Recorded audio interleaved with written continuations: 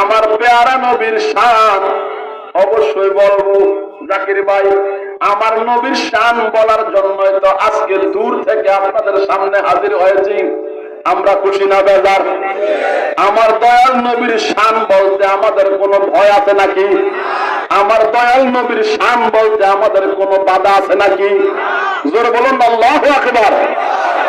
আল্লাহর পেয়ারা নবীর জিন্দেগিতে ৬৩ বছর জিন্দেগিতে আমার পেয়ারা নবীর যত অলৌকিক ঘটনা, যত মুজিজা রয়েছে, যত কারামত রয়েছে, সবচাইতে বড় মুজিজা, বড় কারামত হলো আমার দয়াল নবীজির মেরাজ শরীফ। জোরে কোন সুবহানাল্লাহ।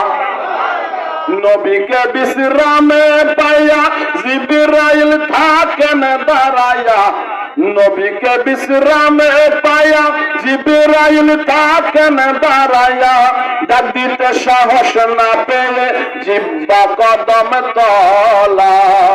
মারহাবা মারহাবা বলো, মারহাবা মারহাবা, মারহাবা মারহাবা বলো, মারহাবা মারহাবা।